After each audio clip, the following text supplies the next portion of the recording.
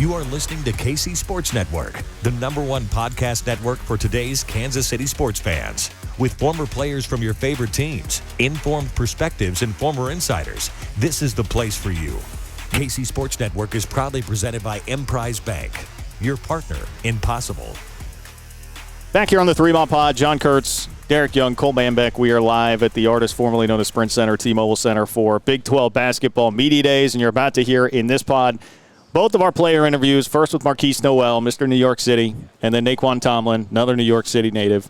Excited to get a chance to talk to those guys again. This time, Cole, it is not in us in football self-loathing mode like we were in right before the Oklahoma game when they joined us for that live pod.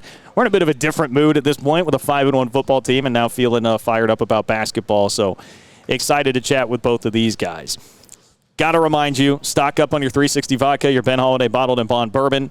Holiday Distillery does a great job supporting us here on the pod. They are K-State folks, so make sure you get behind them and support them as well for basketball season and football season, man. Make sure that you're ready to go when you go to the game. 360 vodka, Ben Holiday bottled and bond bourbon. I guess you can't probably take it in.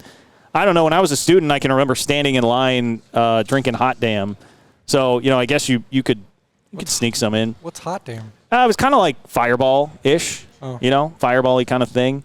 Hopefully it didn't have the antifreeze in it like Fireball does, but now I'm taking shots at different times. I can't do a podcast without taking shots at anybody. I didn't take any shots at Markquis Nowell. I promise that. And he is first up out of the chute here with the player interview pod. Markquis Nowell, guy who stuck around after last year, helped make the transition for this team. Feels very motivated by being left off the all Big 12 teams that came out preseason here, and we had a great chat with him. Here it is. All right, we're back here on 3 Mile. Whole crew with you, John, Cole, Derek, joined, of course, by Markquis Nowell, which he was nice enough to be a guest on the pod fairly recently when we were doing the live show thing. We were in game mode at that point. He was dealing with us being rowdy and unruly, and now we're here in professional mode in Kansas City. We appreciate it, Markquis. What's it like being here, man? When you were at your previous stops, did you go to like a media day sort of setting like this, or is this new for you? No, this is definitely new for me. It's probably the biggest one, but it's a blessing to be here with you guys. It's a blessing to be here at the Big 12 Media Day.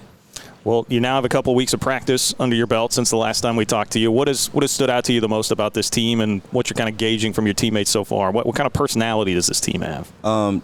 We gel really well, so I'd say the best thing about this team is that we gel really well, and we gelled so fast. And, just the energy in practice is unmatched. I've never been a part of a team like this. And, just each and every day I come in happy and grateful that I get to be able to be coached by one of the best coaches in the Big 12 and in the country, I believe, and just, have a great group of guys who are willing to learn and get better. You tweeted this morning, actually, what a difference a year makes. Just how different do things feel right now for you? It feels very different. I was just reflecting on just, my past couple years back at Arkansas Little Rock and last year. Just little things like this being at Media Day is different for me. So I was just grateful to be at Big 12 Media Day talking with you guys because last year I wasn't here. So. We asked Coach Tang already because Desi Sills just got to practice not too long ago. What are the first impressions of him now that you've seen him on the court? He's a winner. I could tell he's tough as nails. He's a winner. He's a competitor, and he wants to get better. So when that first practice he came in, he probably had the most energy there. He's very talkative. He communicates a lot, and you could tell that with this being his last year that he really wants to win. The guys that have stood out to you in practice so far that have been highlights? Oh, man, there's a couple guys, man. We got a really good group of guys, but I would say, Keontae Johnson, of course, Nae'qwan Tomlin, Taj Manning, and Desi Sills are my top. Have you guys been surprised at all with Bebe down in the paint and how athletic he is and his ability to switch as well? I read a comment from Coach Tang about him. Yes, sir. Bebe is definitely another guy who impressed me a lot. He's really good in pick-and-roll defense. He communicates. He has a high basketball IQ. And, yes, he is really versatile and physical down there. So. The social media superstar for you guys is probably Jareem Dowling, I think, whether it be on Twitter That's my guy or Instagram. Is the guy that we see on social media, is that the guy in practice too, or does he flip a switch a little bit? No, that's him every single day. Whatever you see on social media is how he acts every single day. And good energy. Every time he's out there, he's good energy. He always making people laugh, and he's a really good coach. Does he have to plug in his phone like 24/7 to keep that thing charged? I mean, he have 2 phones, so technically he has 200% on his phone. There we go. All right, some Kevin Gates. Yeah, 2 phones. That fixes that. Yeah. Cole brought up Bebe. I saw Phil Byer, your strength coach, put out that picture of him the other day, like how he's changed his body since he got here. Yeah. It was crazy. Like, are you guys all in that same boat? Like, how much has the strength program helped you guys out? I mean, shout out to Coach Phil Byers, man. He got us really right. This offseason, a lot of guys needed to add on some weight. And they were really working this summer and this off season to gain that weight. And now just seeing the progress where we was at to where we have came is pretty big. So Coach Phil definitely got us right. Bebe is a truck down there.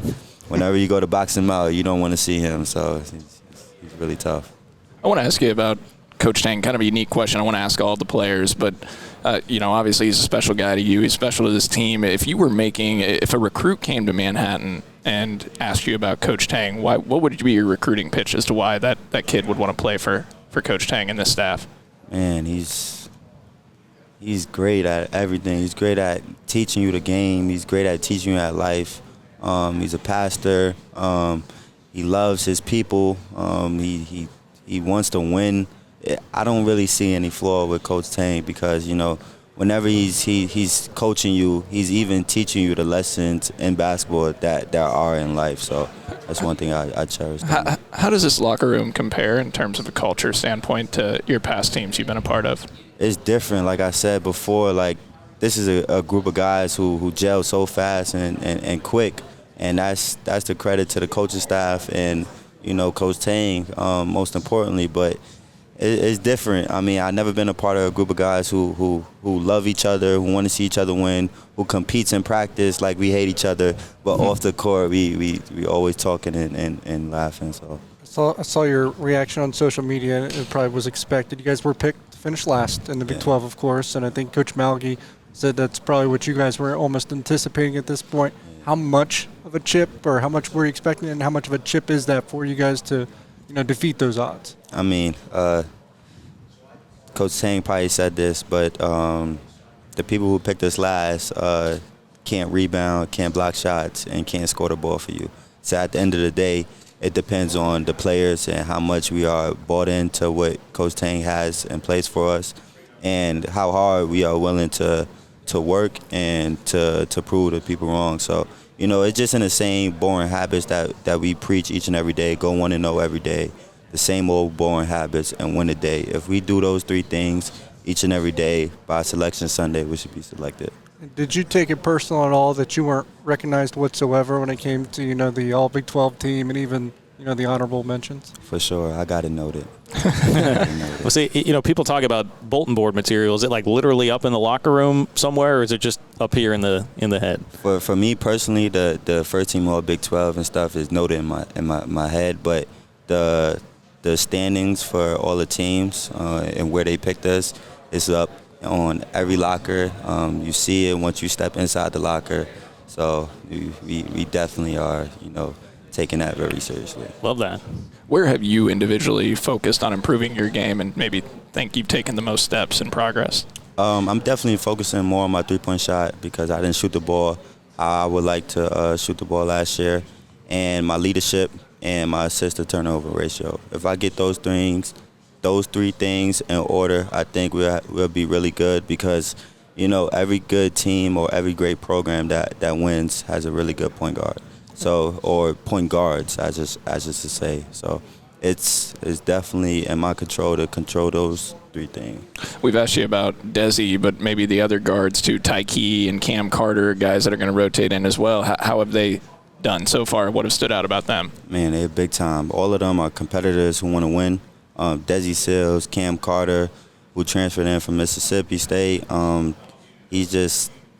They are ferocious, man. We will be a gritty team. We'll be a team who prides ourselves on defense, communicating, and rebounding. And with Desi, Cam, guys like Tyke, we all have those 3 things that we are really good at. So. something that Coach Tang's been known for. I think even the assistants at their prior stops, and they mentioned this as well, is that they wanted to hang their hat this year on the defensive side of the court. Is that, the emphasis in practice? Do you see a lot of that? For sure. We definitely emphasize on keeping the ball out the paint, guarding your man, and forcing them to the help. And hopefully we don't need help. Hopefully the guards could keep, the point guards in front of each other. But defense is definitely our main approach. And do you feel like you have a roster that can almost pick the guards up at least, full court and kind of get after it for an extended period of time? Yeah, I feel like we can, but we won't do it. We won't pick up past full court. Maybe I would, depending on how I feel that game. But we picking up behind half court, and we are protecting the paint. And from a style standpoint in general, what you guys are doing offensively, defensively, how can you kind of contrast it with last year and what the team was like? How different will you guys look in terms of what you're doing out there? It is a different defensive scheme. We're going to keep the ball on the side. Hopefully, we don't force the ball to the middle, because once the ball goes in the middle, it's different. There's various things that you could do. So we're going to keep the ball on the side and play man straight up. And that's about it. Okay, I like it. We've heard a lot about. I feel like, so we had Uric on the other day. We just talked to Scott Drew. Yeah. They were both talking about like some epic ping pong games between Tang and Uric. Yeah. Who is better out of what you've seen on the ping pong table between those two? He's trying to get me in trouble. But Coach Uric, he's a competitor, so he doesn't want to lose. So even if you beat him, he's going to come back about 2 to 3 times and win. So I just like to sit and watch the games. Okay. Is there a guy on the team that kind of are you guys hopping in there? David. David's really good at ping pong. Okay. David, and yeah. Well, we can tell you Uric said by far and away he's the best. Yeah, I'm pretty sure that was his answer. He said he beat Coach Tang in ping pong and was not afraid to rub it in. Don't sleep on Coach Tang now, but yeah, he definitely won the most games, I could say. Yeah. Okay. How fun was that? I got to ask about the photo shoot you guys did, or like the video shoot you did the other day. Video. Yeah, the intro video, man. How fun was that to do? It was fun. I mean, we had a bunch of students come out to support. And it was nothing like I've ever did. We sat outside, we bonded with the students, and we managed to get some photos in. So it was really great. Have you noticed just a completely different buzz in Manhattan with the students and the fan base, and just how reinvigorated they are? Yeah, it's a different level of energy this year. I feel like it's more supportive. There's a certain level of like intensity or like what's the word I can say? Yeah, just a different level of like hype around the school.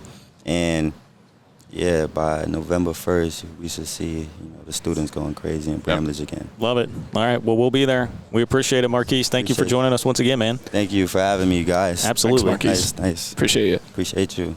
All right, that is Markquis Nowell. Appreciate him taking the time to join us. I was not here for Nae'qwan Tomlin, so you guys had to carry the ship for this one, as we're all just kind of in and out. Well, I mean, one thing we talked to him off air, the tunnel dance. He's leading the tunnel dance. That was off air. You guys didn't get that on air? No, we didn't. We realized you didn't get that content for the people? That's what happens when you're not here with us. But we did get it afterwards in a discussion, with confirmed. And we talked to Keontae. We talked to Keontae about it after Nae'Qwan put it in our heads. Was Keontae going to be involved in the tunnel dance? He mentioned Tomlin's the best answer. Tomlin's the best answer. He's doing it. Nae'Qwan confirmed that and said he's leading it. He was emphatic about that. The tunnel dance is returning. We've tweeted that out, and it seems a very popular thing that fans wanted to know. So the only disagreement. Yeah, but more popular when it came from Derek than you. Yeah, it was. Well, that was actually supposed to be. I was the one that asked Nae'Qwan off air about it, and then Derek took it.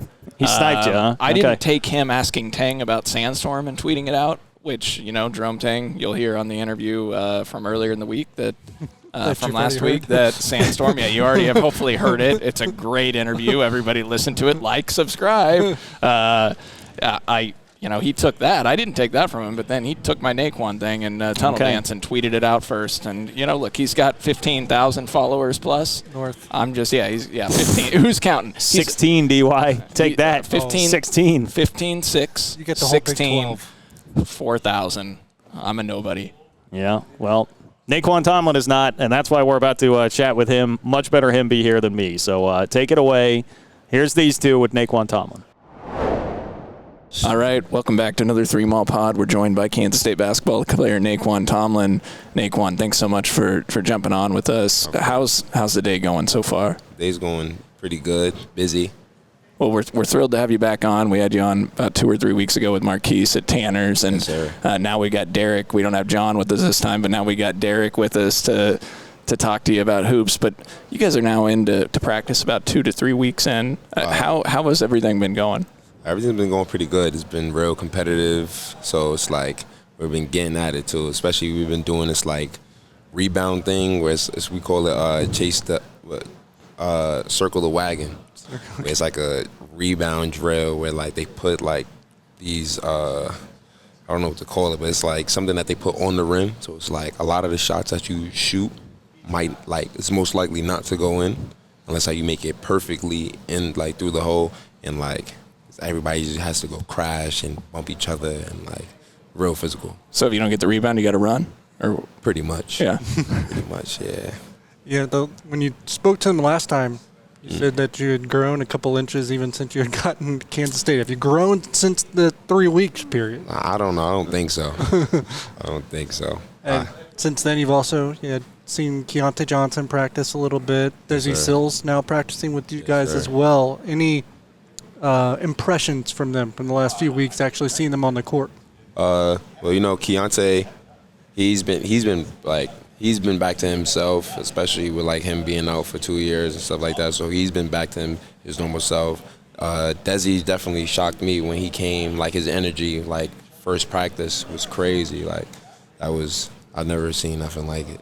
Really? Yeah, it was crazy. Well, what does he bring to the table? What have you seen? It's like a lot of energy, and like he's very vocal. He communicates a lot, and like I don't know. It's like he's coachable, like especially from not only just the coaches, the players as well. Like he wasn't here with us during the summertime, so like he's learning all the plays. Like we've been going over a lot of the like our old sets that we was doing before, and it's like he's again like accustomed to it too. So quick learner. He already picked it up real quick. Very okay. Very cool.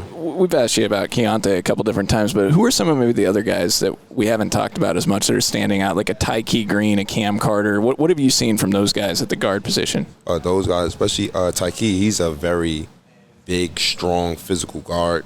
So he's like about 6'4", like 210, and it's like very athletic. He could go in there, rebound for you. Like he could play the 4.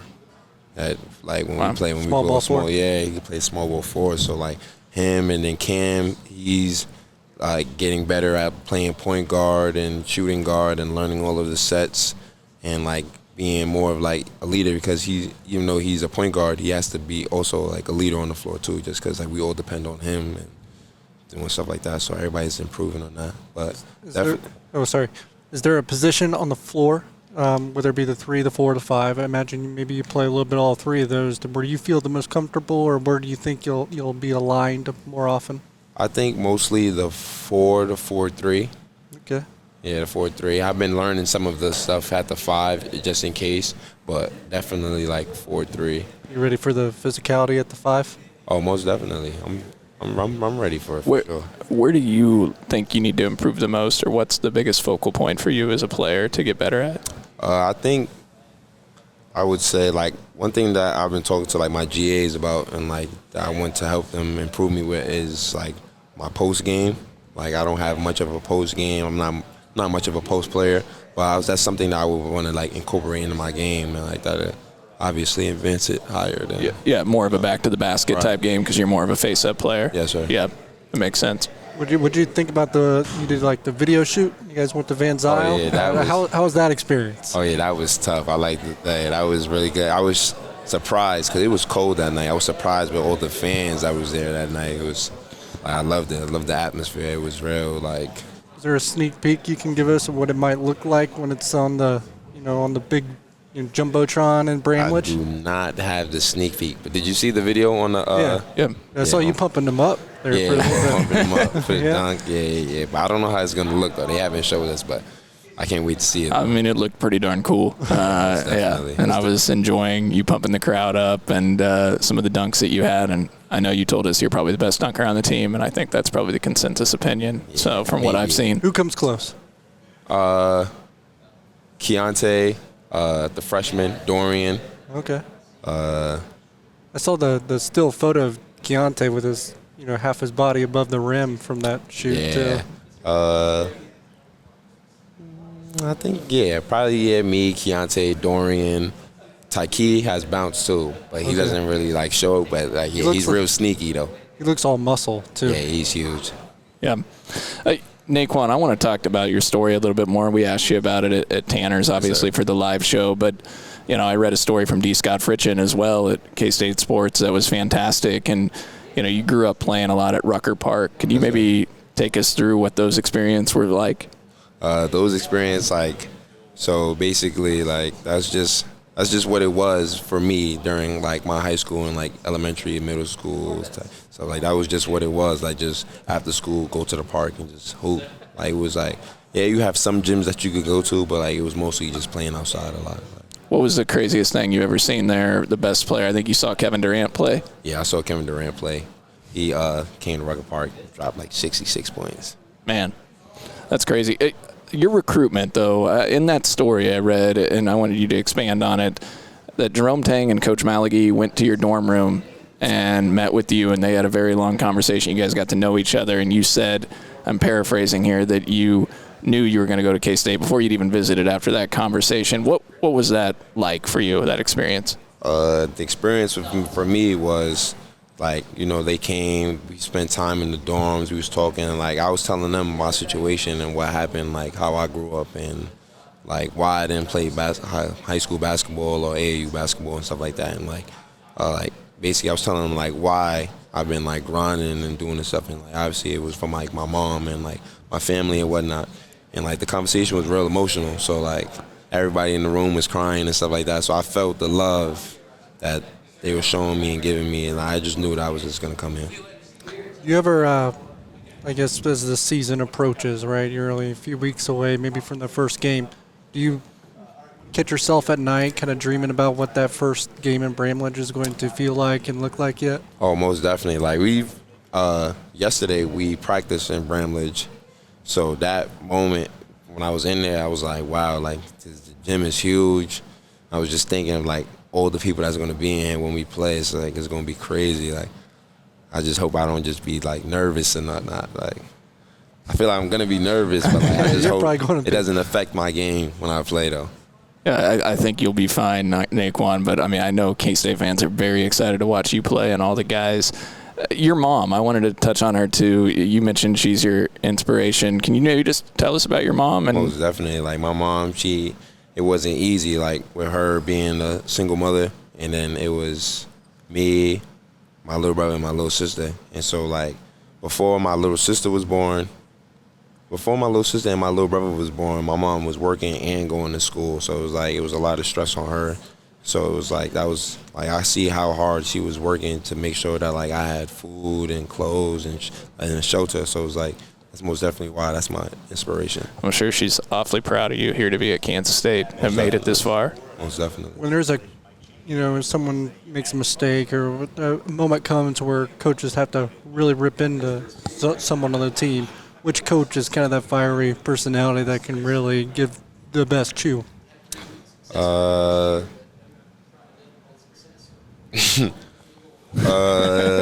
I don't know. I'll probably say Coach U. Coach Eric. He gets he gets a little bit crazy sometimes. Okay. Coach Tang does too. Yeah, those guys are crazy. Coach Tang, if you had I asked this to Markquis too, if you had a recruit visiting Manhattan and he asked you about Coach Tang and why would I want to come play for the staff and Coach Tang, what would your sales pitch be from your experience with them? From my experience, I would probably tell the recruit, and this is what I've been telling recruits when they have come to visits, Coach Tang is the perfect coach. He's very passionate. He has the experience. He's won a national championship before. It's some coaches, when like they're coaching and like they're like telling you what to do, a lot of the times they don't tell you why you're doing it. Like he tells you why we're doing this and like why we should do it, because it's obviously gonna help us win. You know what I mean? Because he's done it already. So basically like that.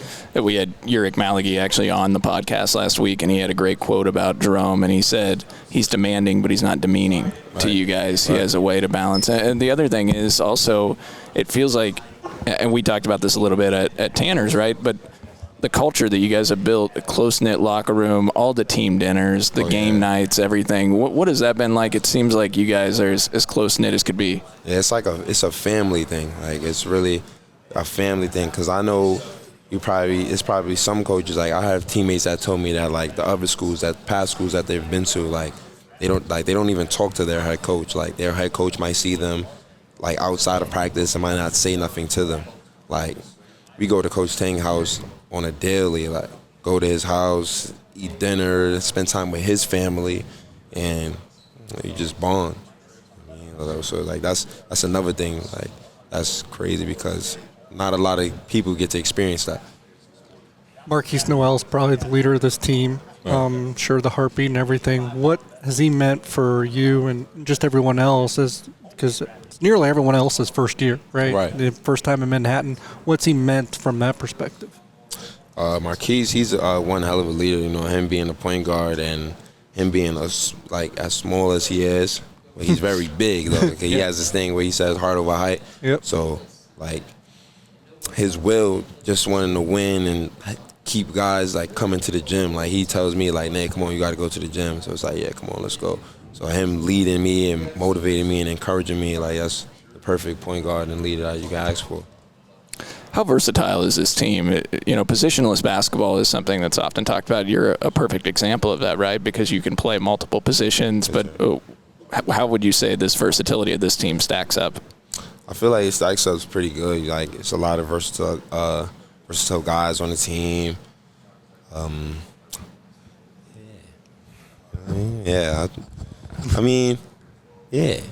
Who makes you laugh the most? Makes me laugh the most? Probably Jarrell Colbert. Oh, yeah? Yeah, he's a funny dude. Yeah. Yeah, he's pretty funny, goofy. Yeah. Yeah. Bebe, too. Bebe's hilarious. Yeah. Is he the kind of the linchpin on defense for you guys, just because of how he can kind of defend and switch at the 5? Yes, sir. Yes, sir. Have you been impressed with Bebe's athleticism? I have actually. You know, him being an older guy, like, and he's very he's like a player and a coach. Like he's always on the sideline talking and coaching guys and like helping us do things. And here, you know, he's been experienced. He's been doing this for a while now. Yeah. Can you say his name, or does Bebe have? Because we call him Bebe too. Damn, I don't want to mess this up. I can. Yeah. It's Abayomi. Mm-hmm. Okay. Abayomi Iola? I wouldn't know it, so I couldn't correct you because I'm not confident enough. You nailed if Baby it was here, he would be like, it's Abayomi. Okay. Yeah. Have you noticed a buzz around Manhattan? I'll just tell you from my perspective, it feels like the fan base has been completely reinvigorated with you guys, Coach Tang. There's an excitement that's returned to Manhattan for K-State basketball. And what have you noticed just walking around campus? Most definitely. Like even when like we're at like football games and like we're walking around, like going to like the concession stand or whatnot, like people are saying like, yeah, I can't wait for you guys to play. Like, and like we leaving the games, like, yeah, I can't wait for you guys to play. I'm so excited. Like, it's crazy. What has it been like to attend K-State football games and see 50,000 people? Yeah, it's great. I've never seen nothing like it. I've never seen nothing like it. It's crazy, especially that like they're doing so good this year too. So. All right. Well, hey, Nae'qwan, we'll let you go. We'll let you get to all the other media around here. I know it's a busy day, but we're excited to see you play. Can't wait for the season. We're going to be DY's going to be at all the games. We got a ticket package as well. I'll be at a lot of the games, and can't wait to see you guys on the court. Yes, sir. Appreciate it. Thank you. Thank you, Nae'qwan. Thanks.